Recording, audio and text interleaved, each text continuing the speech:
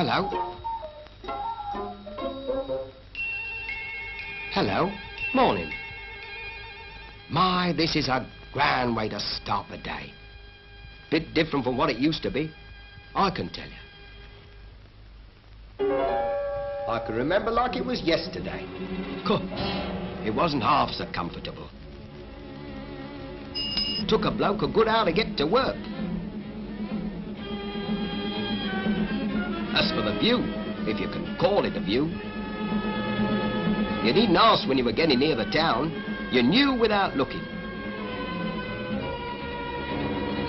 Still, what could you expect with drab-looking houses and ugly factories?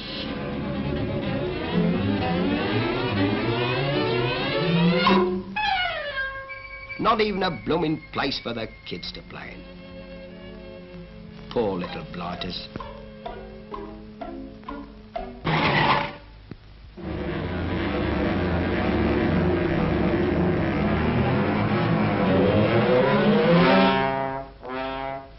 I tell you, by the time I got to work, I was all in. Well, one day I was proper fed up with it all. It seemed to me we'd made a real mess of things in our town. Still, if you can make a muck-up of things, you can put them right. Boy, that's when I had a great idea. And it seemed I wasn't the only one. Oh, no.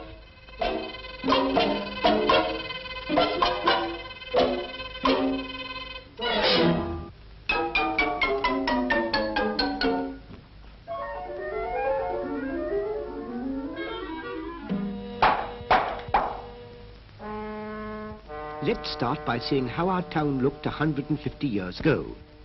Small, compact, thriving, small population. Then the Industrial Revolution happened. Industry moved into the town. It needed workers.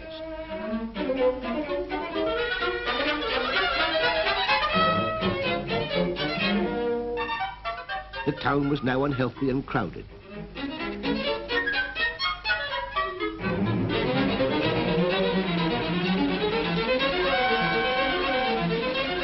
But as soon as new roads and railways were built, houses followed them and the congestion remained.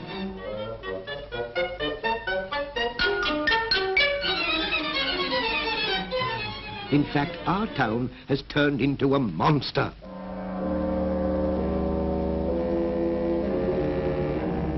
The surrounding country is being eaten up bit by bit. Put a stop to it, quick. Right. Then we'll have a green belt here, in which agriculture will be safe forever and into which the town will not intrude. That doesn't solve the problem, however. We're still overcrowded. I say move out. Make a fresh start. Stop. Don't do something you'll be sorry for later. Come back and let's think it over. If we're to make room for everyone without spreading out, we must build upwards.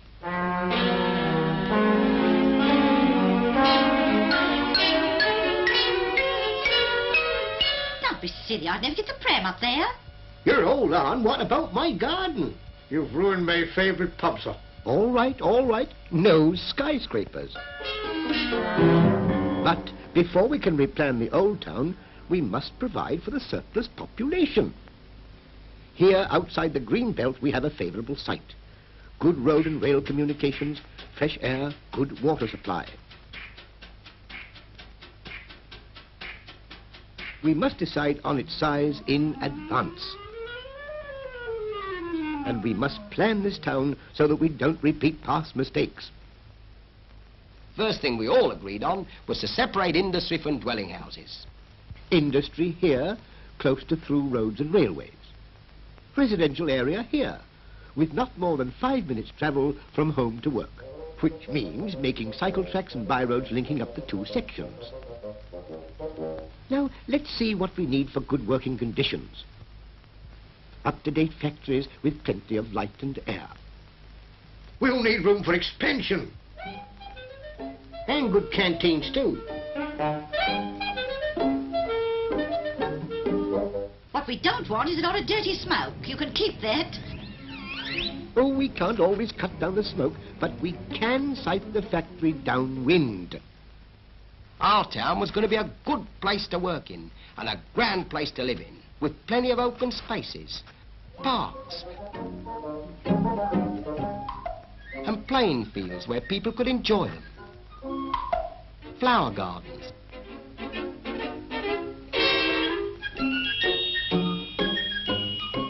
And of course there'd have to be an attractive town centre too, with plenty of room for folks to meet. Good shops, a posh theatre, cinemas, a concert hall, and a civic centre.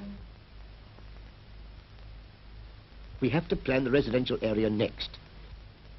Let's consider it as a series of neighborhoods and take any one of them.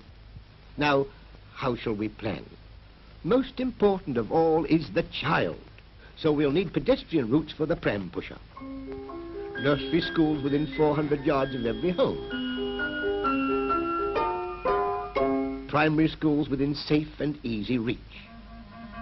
Each neighborhood must have its own Churches, community center. shopping districts, And lots of pubs right next door to me.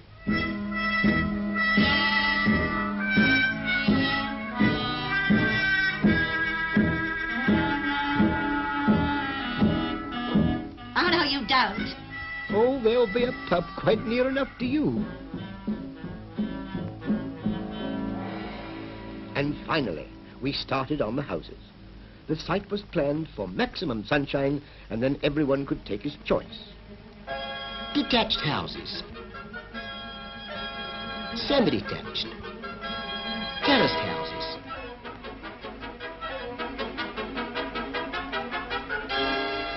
flats for people who wanted them, hostels where the young folks could get together, and bungalows for the oldies. And so we moved right in.